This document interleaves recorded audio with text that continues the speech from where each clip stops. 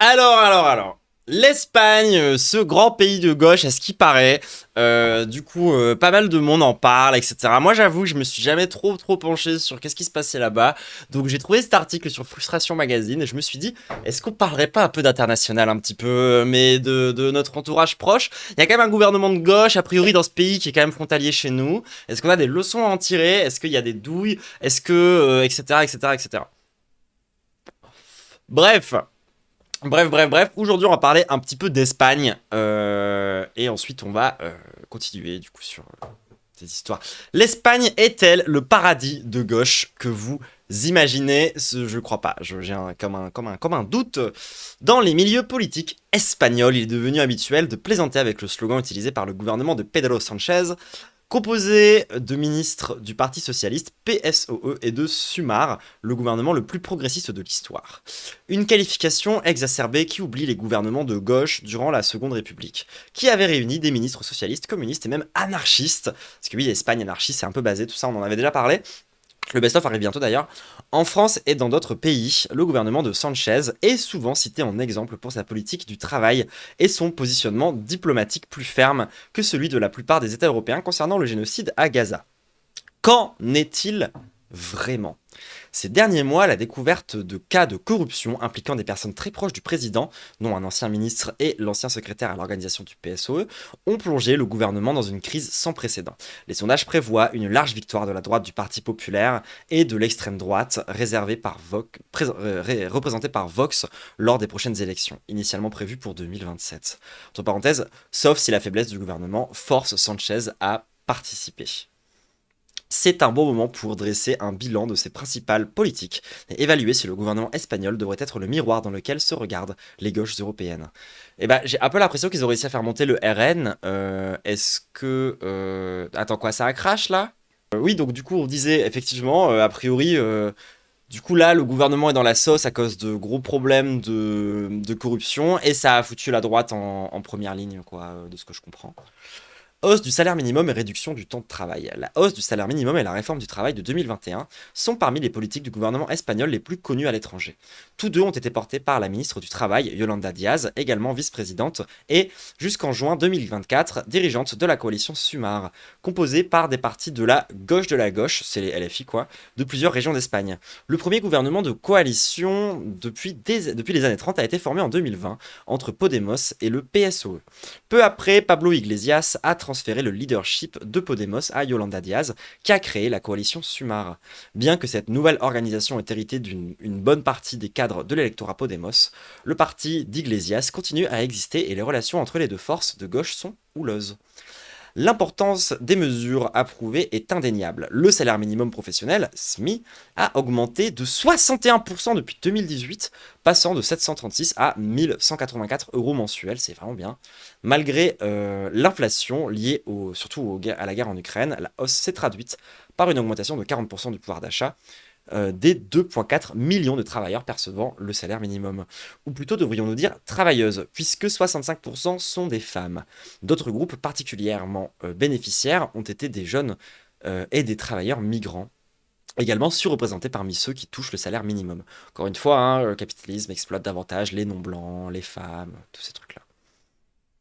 Les inégalités salariales se sont réduites et contrairement à ce qu'annonçaient la droite et le patronat, la hausse du salaire minimum n'a pas empêché la création d'emplois. Le taux de chômage en 2025 est de 11% plus bas depuis 2008. Et bah écoutez, peut-être qu'il y a certaines personnes qui devraient en prendre un peu de la graine.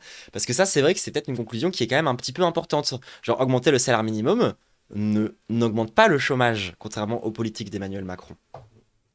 Les porte-paroles du gouvernement lient souvent la hausse du SMI à la création d'emplois et à la croissance de l'économie espagnole supérieure à la moyenne européenne. Cependant, l'économiste Romarin Godin me remet en cause ce triomphalisme avec deux arguments. Premièrement, la croissance espagnole est plus forte que dans d'autres pays européens, parce que l'effondrement de l'économie espagnole durant la chute de la dette 2010-2015 a également été plus profond.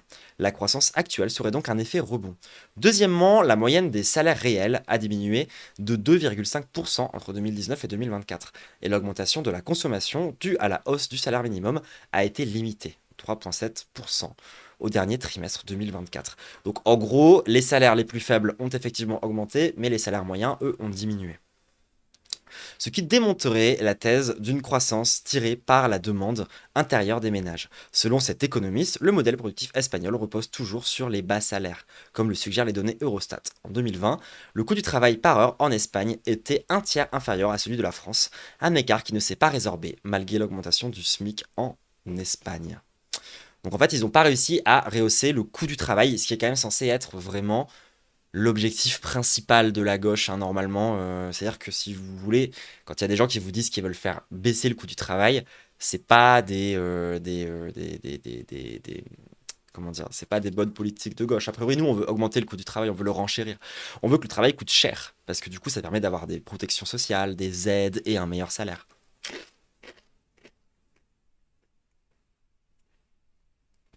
L'autre politique phare de Yolanda Diaz, après je me dis quand même que l'Espagne avait l'air de partir de très très loin pour en arriver à ces conclusions.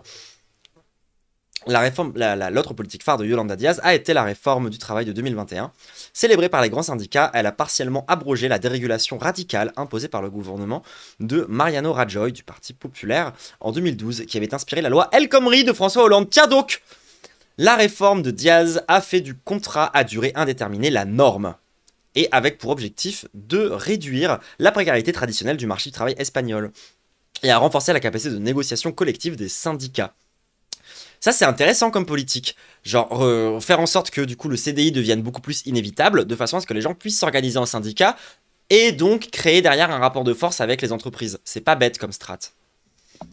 Cependant, la loi n'a pas rétabli les indemnités de licenciement antérieures à 2012, qui avaient été drastiquement réduites par Rajoy. Durant ces 3 ans et demi d'application, la loi portée par Diaz a permis de réduire le taux de temporalité de 26,3% en 2019 à 15% en 2025. Donc franchement, bien joué. Jusque-là, plutôt des bonnes décisions a priori. Le prochain objectif du gouvernement est de réduire la durée légale du travail, actuellement de 40 heures hebdomadaires à 37,5 heures. L'adoption de la norme est difficile en raison de l'opposition de Junts, parti nationaliste étroitement lié au patronat catalan. D'accord, c'est un petit peu leur rassemblement national. Si elle est approuvée, la réduction concernerait 12 millions de travailleurs du secteur privé. Cependant, dans des secteurs comme l'hôtellerie, le tourisme ou les petites et moyennes entreprises, le problème n'est pas la limite légale, mais le manque de contrôle des horaires. On estime que 1,3 million de travailleurs sont contraints de faire des heures supplémentaires illégales, un problème qui persiste malgré le renforcement de l'inspection du travail. Donc il y a toujours autant de petits patrons insupportables, poujadistes, en Espagne qui continue de surexploiter tout le monde, en gros, concrètement, en leur faisant faire des heures sup pas payées, ce genre de trucs. Donc en fait, ils ont pas vraiment réussi à... Malgré tout, ils ont quand même pas réussi à renchérir le coût du travail, et ils ont pas réussi à améliorer les conditions de certains travailleurs, même si quand même, la baisse du coût des temps partiels et la baisse du coût de l'intérim, c'est quand même une bonne chose. Des avancées modestes en fiscalité, augmenter les recettes et rendre le système fiscal plus progressif sont des promesses classiques des gauches en Espagne, où la pression fiscale a toujours été plus faible que la moyenne de la zone euro, environ 40% du PIB, et où le système fiscal redistribue à peine la richesse. La pression fiscale a augmenté ces dernières années pour atteindre 37% du PIB en 2024 grâce à la suppression d'exemptions fiscales et à l'augmentation des cotisations dues à la croissance de l'emploi. Cependant, le caractère redistributif du système fiscal ne s'est pas amélioré. Donc ils prennent plus mais redistribuent pas autant. Enfin, ils continuent à pas redistribuer correctement. Selon une étude de la Fondation pour les études d'économie appliquée, la FEDEA, en 2022, les impôts n'ont réduit les inégalités de revenus que de 1,2%, un pourcentage qui a en outre baissé ces dernières années. Selon le rapport, 1% des plus riches de la population payent à l'État 24% de son revenu brut, tandis que 20% des moins aisés payeraient 27,5%. Donc malgré tout, on n'observe pas vraiment une diminution derrière du coup de l'inégalité. Enfin, ou du moins une baisse même de l'augmentation des inégalités. Sumar a fait pression depuis des années pour améliorer la fiscalité, mais les résultats ont été modestes en raison de la résistance du PSOE, donc leur parti socialiste, à toucher aux privilèges de l'élite économique. Ça me rappelle quelque chose. Est-ce que l'alliance est forcément vouée à l'échec, à la compromission et au fait du coup derrière de devoir faire des concessions au patronat? Je me pose la question. Vous voyez pourquoi c'est aussi intéressant qu'on lise ces trucs-là? Genre, l'alliance entre du coup leur LFI avec leur PS, qu'est-ce que ça a fini par donner au final? Du coup, des lois un peu esthétiques au final. En 2020, enfin pas que esthétique, mais vous voyez ce que je veux dire. Salut Mel. En 2024, une réforme a été approuvée introduisant une nouvelle taxe sur les banques, un taux minimum de 15% sur les bénéfices des multinationales, une mesure découlant d'une directive européenne, et augmentant légèrement l'imposition sur les revenus du capital les plus élevés, moins taxés en Espagne que les revenus du travail. Des mesures positives, mais loin de la transformation profonde dont aurait besoin le système fiscal espagnol pour pouvoir être vraiment juste. Et ça, c'est intéressant, tu vois. Genre, parce que, encore une fois, la compromission finalement amène à la déception d'une certaine façon.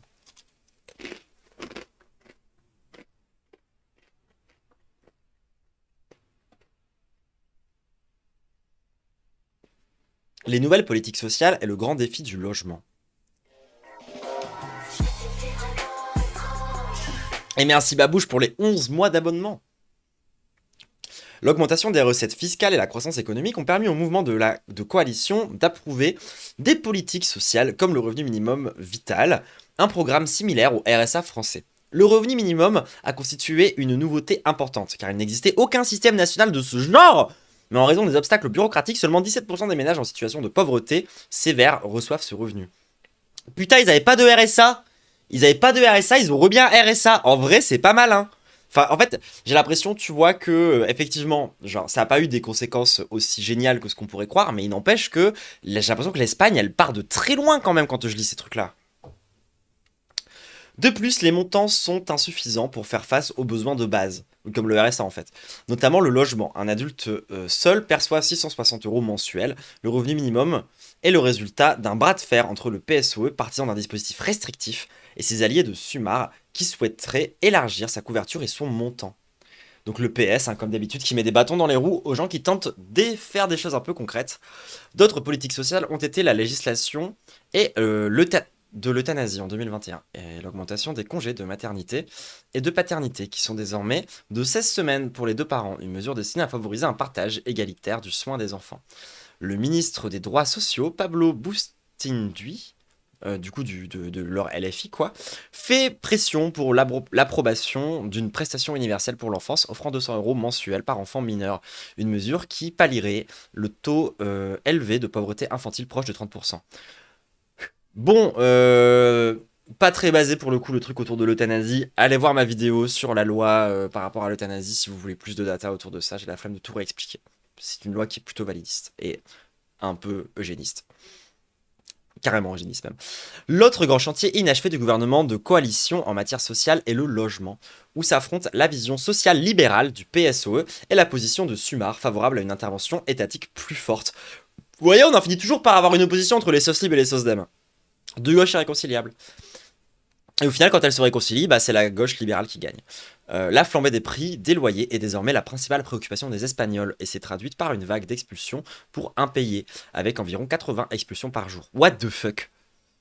Les loyers ont augmenté de 74% en une décennie, bien plus que dans les grandes villes et les zones touristiques où le coût de la location d'un appartement représente en moyenne 100% des revenus des jeunes. Allez, voilà, bah c'est bien parce qu'en fait, c'est bien connu que nous les jeunes, on a besoin que d'un logement. Et après, on se nourrit principalement d'eau et d'air et de soleil, comme les plantes, bien sûr. Le PSOE a répondu en 2023 à la pression de ses alliés au gouvernement et du mouvement pour le droit au logement, avec une loi introduisant une régulation des loyers. C'est une nouveauté en Espagne où, pendant des décennies, la spéculation immobilière a été encouragée par les deux grands partis comme moteur de croissance économique. Cependant, la loi sur le logement n'impose pas de limite réelle aux propriétaires de plus de 10 biens et est contournée par des contrats temporaires qui restent non régulés et bloqués par les gouvernements régionaux du PP. Ouais, alors là, du coup, pour le coup, ils ont vraiment fait full semblant, quoi. Genre, ils ont vraiment dit, vous inquiétez pas, on va régler le problème. Il n'y a pas de problème, tout va bien, c'est ok. Ah ah ah ah ah ah. Faites-nous confiance. Oui, on parle de l'Espagne. On parle de l'Espagne, on fait un peu le bilan de la politique du coup de la coalition entre le PS et Sumac, qui est leur équivalent de LFI. Et quand tu fumes en gros, bah complètement. Loi féministe et plus de droits pour les personnes trans. Oh, oh, oh. Pedro Sanchez est arrivé au pouvoir en 2018, en pleine ascension du mouvement féministe espagnol, ce qui a placé la question du genre au cœur de l'agenda gouvernemental durant ces premières années. Le résultat le plus important a été la loi dite Solo sí es sí. Seulement oui signifie oui, qui a renforcé la prévention des violences sexuelles et réformé le code pénal pour clarifier la définition du consentement en réaction à des jugements sexistes comme celui qui avait acquitté en première instance les auteurs d'un viol collectif à Pampelune. Wouh! En vrai, bien ouais, plutôt bonne décision. La loi a eu le mérite d'inclure la violence sexuelle dans les politiques publiques contre les violences machistes, pardon. Mais elle a été critiquée par les secteurs les plus radicaux du féminisme pour mettre l'accent sur la répression pénale plutôt que sur la transformation sociale profonde réclamée par les grandes grèves féministes de 2016 à 2018, ou des demandes comme l'abolition des frontières ou le partage du travail de soins qui occupait une place centrale. Alors là, du coup, je suis quand même assez d'accord. C'est vrai que ça reste quand même, a priori, du féminisme un petit peu libéral, hein, quand même, cette histoire, parce que le consentement, c'est vraiment le début de la question féministe. C'est pas du tout l'oméga, c'est pas la fin. D'ailleurs, vous allez voir que la question du consentement atteint de très très très grosses limites assez rapidement. Et pas que dans les questions de féminisme, et on en reparlera quand on parlera du coup de Jean Pormanov plus tard dans la soirée.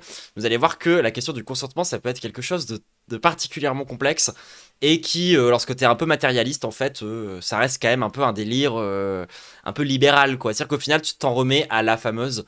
Enfin, tu t'en remets au libre arbitre des individus, ce qui est compliqué en fait, hein. Genre n'existe pas vraiment. Je veux dire, au bout d'un moment, est-ce que le consentement existe dans une société capitaliste?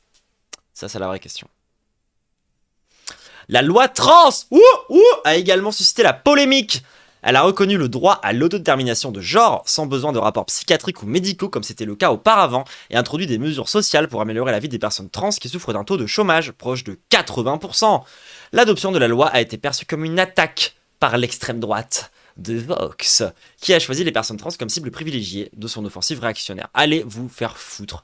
En vrai, stylé. Moi, je suis très content qu'ils aient fait ça. C'est plutôt cool. C'est vraiment Alors, c'est que le début. Hein. C'est pareil. C'est comme les trucs autour du consentement. C'est le niveau 1, mais c'est déjà mieux que rien. Alors, maintenant, écologie. Plus d'annonces que de résultats concernant la lutte contre la crise climatique. Tiens. Pour une coalition qui va du PS à l'AFI, et quelle surprise. La lutte contre le changement climatique occupe une place importante dans la rhétorique du PSOE et de Sumar, qui ont approuvé en 2021 une loi sur le changement climatique prévoyant la neutralité carbone pour 2050. Neutralité carbone, ce qui est aussi pareil un énorme gaslight, hein, au passage. Faudra qu'on détruise le concept de neutralité carbone un jour, franchement qu'on prenne le temps d'en parler. La loi représente un progrès par rapport à l'inaction des gouvernements conservateurs précédents, mais elle n'atteint pas le niveau d'ambition de l'accord de Paris. Plus grave est l'écart entre les objectifs et la réalité. Commun à beaucoup d'autres pays européens en 2023, les émissions espagnoles de CO2 et gaz équivalents étaient 3% plus élevées qu'en 1990. Alors que la loi prévoit une réduction de 23% pour 2030. Donc c'est des effets d'annonce, hein, comme d'hab. Faut qu'on s'en prenne à la production, tout le monde. Le principal progrès de l'Espagne en matière d'environnement a été la croissance rapide des énergies renouvelables, surtout éoliennes et solaires. Ils ont oublié Thalassa, les hydroliennes, mais ils ont fait n'importe... Qui ont généré plus de 50% de l'électricité en 2024, putain, pas mal. La moitié du pays en énergie renouvelable. Et en vrai, solide. Cependant, les organisations écologistes critiquent le pouvoir des très grandes entreprises électriques privées dans la conception de la transition énergétique qui se traduit par un processus guidé par la recherche de profits privés. Bien sûr. C'est des sauces libres, hein. Donc en fait, c'est ce que je vous disais en fait. Hein. La vision sociale libérale, c'est vraiment ça. C'est genre essayer de trouver un moyen pour que le capitalisme règle des problèmes sociaux ou genre écolo, etc. de lui-même par l'innovation et par le profit et la recherche de profit. Ce qui tient pas vraiment la route, hein, mais bon, bref.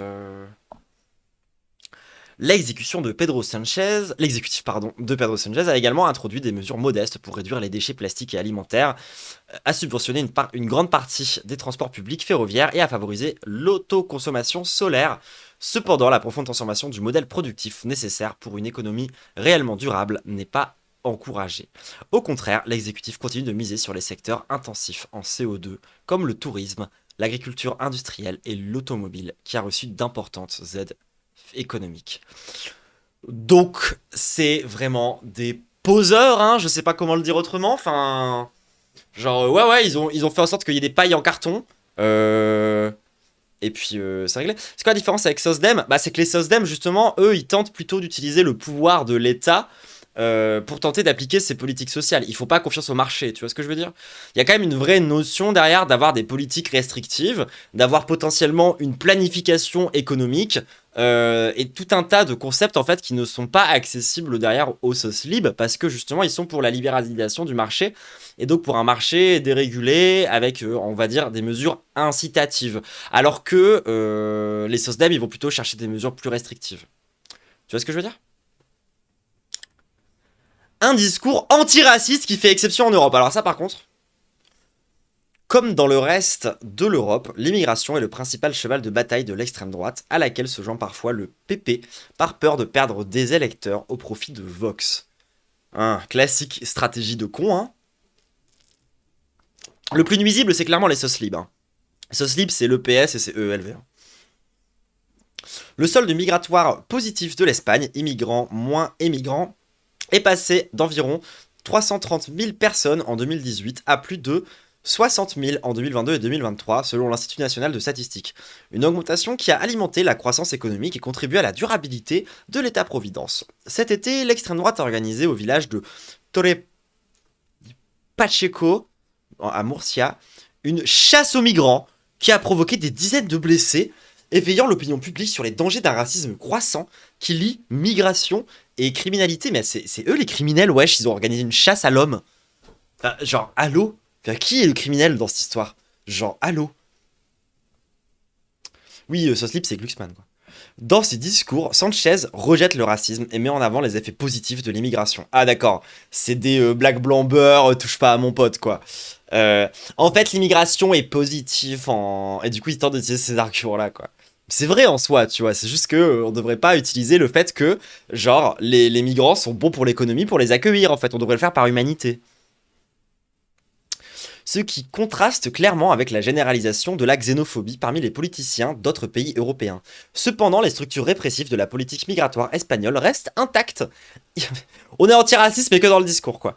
Y compris dans les camps de rétention pour les étrangers et la répression policière quotidienne des personnes en situation irrégulière, impulsée par le ministre de l'Intérieur, Fernando Grande Marlaska.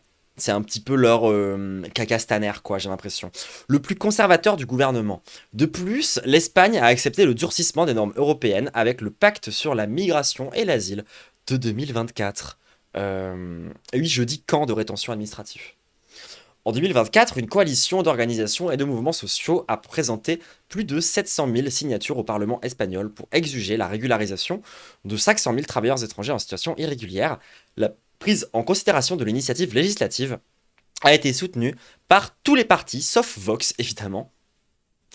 Une scène porteuse d'espoir dans une Europe où l'escalade des législations xénophobes semble sans fin. Le PSE a déclaré qu'il soutiendrait l'initiative. S'il tient sa promesse, ce sera un immense soulagement pour les centaines de milliers de personnes et un exemple pour l'Europe. Sinon, l'immigration restera un autre domaine où la rhétorique progressiste de Sanchez contraste avec l'absence de transformation profonde, pendant que l'extrême droite se radicalise. Et putain, franchement, j'ai vraiment l'impression que c'est encore un peu des poseurs, quoi. Genre, ils vont te dire qu'ils sont antiracistes, mais ils vont rien faire par rapport aux flics. Ils vont rien faire par rapport à leurs lois qui font que des gens meurent dans la Méditerranée et dans les camps de rétention administratifs. Et au final, c'est juste esthétique, quoi. C'est l'antiracisme du PS, au final, qui l'emporte. Enfin, ça fait un peu chier, quoi. Genre, tu sais, alors qu'il y a plein de trucs à faire, hein. Tu peux, genre, désarmer les flics, tu peux... genre, enfin, il y a beaucoup, beaucoup de trucs à faire. Mais bref, ça fatigue un peu, je trouve. Genre, je trouve ça un peu chiant que le seul parti, tu vois, dans le seul pays où il y a des trucs un peu positifs par rapport à l'antiracisme, la conclusion au final, c'est que c'est purement esthétique. Enfin, ça fait un peu chier, quoi. Militarisme modéré et soutien à la Palestine. Alors ça, c'est le truc qui va nous intéresser aussi pas mal. En politique, les principes et l'opportunisme s'entremêlent parfois au point de devenir indistincts. Un bon exemple est la façon dont Pedro Sanchez utilise la politique étrangère pour masquer les problèmes internes. La dernière fois, ce fut lors du sommet de l'OTAN, en juin, où il a refusé d'accepter l'augmentation des dépenses militaires à 5% du PIB, comme l'exigeait Donald Trump, quelques jours après la révélation de nouvelles preuves du scandale de corruption impliquant les dirigeants du PSOE. Même si l'objectif était de détourner l'attention des pots de vin présumés reçus par ses camarades de parti, Sanchez est de fait devenu le seul chef du gouvernement occidental à tenir tête à Donald Trump, qui a menacé de représailles économiques contre l'Espagne. Cela dit, le gouvernement espagnol a accepté le plan de réarmement européen multimilliardaire porté par Ursula von der Leyen, malgré l'opposition de Sumar. Mais en fait, Sumar, ils ont quel pouvoir dans ce gouvernement au bout d'un moment? Ce mélange inextricable de calculs politiques et de convictions a également conduit Sanchez à se distinguer par ses prises de position sur les génocides de Gaza, de plus en plus critiques. Alors que l'Allemagne continue d'armer Israël et que la France se tait, l'Espagne a réduit au minimum le commerce d'armes à Israël, a défendu la suspension de l'accord d'association de l'UE. Une position qui répond en grande partie à la pression de Sumar et au soutien massif de la population espagnole à la cause palestinienne, traditionnelle parmi les électeurs de gauche et élargie à l'ensemble de l'opinion publique depuis le début du génocide à Gaza. En grande partie grâce aux mouvements sociaux et des médias de communication plus critiques avec Israël qu'ailleurs en Europe. Hyper intéressant cette partie. Concernant l'Ukraine, Sanchez est resté fidèle à la ligne européenne, consacrant plus de 2 milliards d'euros à l'aide militaire au gouvernement de Volodymyr Zelensky. Cependant, le président espagnol a su allier un européisme assumé à des rapprochements avec d'autres acteurs internationaux. Par exemple, il a été le premier dirigeant européen à visiter la Chine après l'offensive commerciale lancée par Donald Trump ce printemps. Et merci pour le sub. Et je pense qu'ils ont bien raison, parce que dans cet immense échiquier qu'est la politique internationale, très clairement, l'Amérique n'est plus un allié de l'Europe, et il est grand temps du coup pour nous d'essayer de jouer notre jeu comme des puissances entre guillemets mineures du monde, donc à jongler avec les puissances les plus impérialistes et les plus offensives. Et donc on devrait un peu discuter aussi avec la Chine. Moi je suis un peu de cet avis-là. Un rappel que le virage à l'extrême droite n'est pas une fatalité. Le gouvernement espagnol est sans doute le plus progressiste des grands pays européens. Avant qu'on soit au pouvoir, faut qu'on soit mieux que ça, hein, les gens, par contre. Ce n'est pas difficile, dans un contexte de forte droitisation de la politique, où les partis sociaux-démocrates oscillent entre manque d'importance comme le PS, ou la renonciation définitive aux objectifs politiques qui les définissaient autrefois. C'est le cas du Parti travailliste britannique, qui a adopté une partie de l'agenda xénophobe de l'extrême droite, et transphobe au passage, et réprime le mouvement pro-palestinien, ou le PSPD allemand, complice du génocide.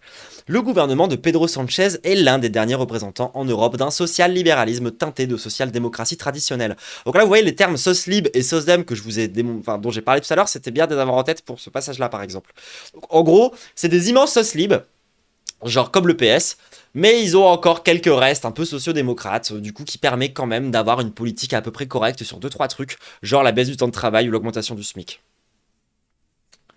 Dont l'économie espagnole a besoin, qui n'a pourtant pas réalisé la profonde transformation socio-économique dont l'économie espagnole a besoin, ni rompu avec l'obéissance à une Union européenne néolibérale et de plus en plus conservatrice.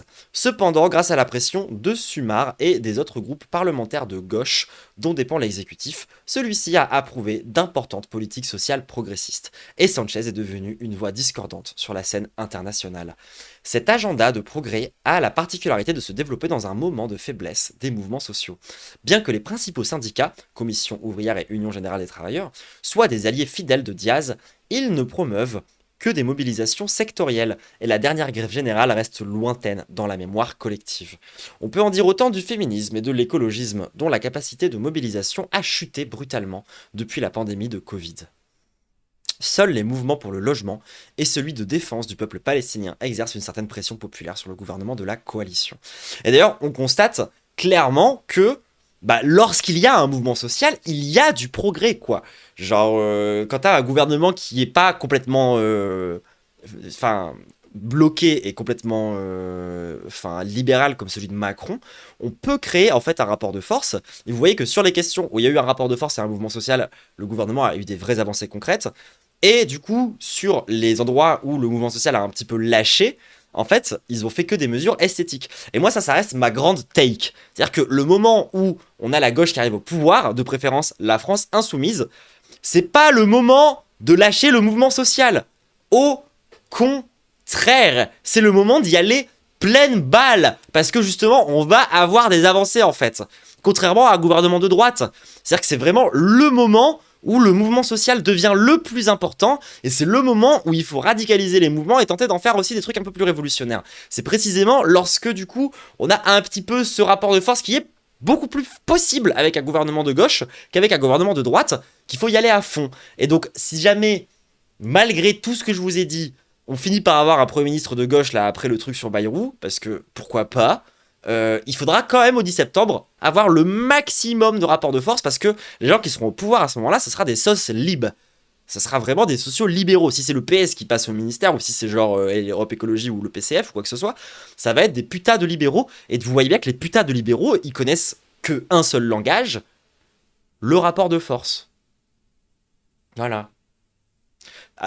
Contrairement à la droite qui connaît que la répression, ce qui est quand même encore pire. Dans la plupart des domaines, les politiques approuvées sont le résultat des transactions entre les groupes parlementaires plutôt que de la pression populaire. L'exemple de l'Espagne n'a pas de réponse toute faite pour les gauches européennes, qui devront trouver leur propre voie dans leurs contextes nationaux. Mais le gouvernement de coalition du PSOE et de Sumar est un rappel salutaire que l'Europe n'est pas condamnée à basculer dans l'extrême droite. Et je pense que c'est le truc sur lequel il faut qu'on se concentre, tu vois. Macron n'a pas dit ni RN ni NFP. Bah écoute, s'il remet un centriste, il va sauter immédiatement. Et genre, il va se refaire censurer immédiatement. Donc en fait, peut-être que c'est à Macron de dégager, et ça reste quand même ma grosse take principale. Hein. C'est-à-dire que pour moi, il faut que Macron dégage. Si jamais Macron, il finit par avoir un gouvernement avec des gauchistes, enfin de la gauche molle, tu vois, à ce moment-là, il faut continuer à faire... De toute façon, quoi qu'il arrive, il faut faire un mouvement social de baiser. Quoi qu'on fasse, en fait. Peu importe le scénario dans lequel on est, là, moi, ma conclusion, ça reste, il faut un mouvement social puissant, et il faut créer un rapport de force. Après, le rapport de force avec Hollande, je crois que ça avait pas marché de ouf, genre avec la loi travail. Oui, mais c'est parce que Hollande, c'était même quasiment un gouvernement vraiment de droite. Genre, enfin, je sais pas comment dire, tu vois, mais genre, Hollande, ça a été une trahison même pour les sociaux-libéraux, quelque part. Genre, il y a vraiment eu un truc d'une violence totale avec Hollande, notamment concernant des trucs de répression, mais turbo vénère, des lois super racistes et une dinguerie comme ça.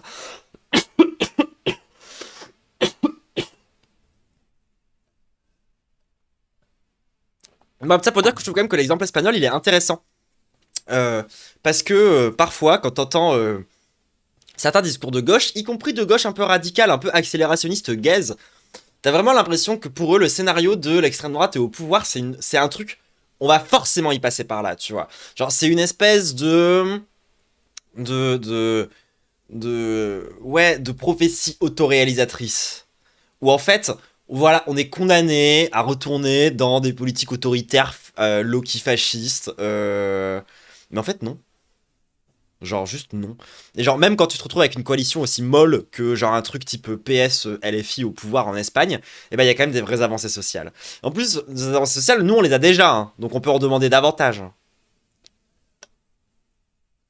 Bref, tout ça pour dire, vivement que Mélenchon soit président pour aller faire manif contre lui. Voilà, ce sera ma conclusion. Kiss YouTube.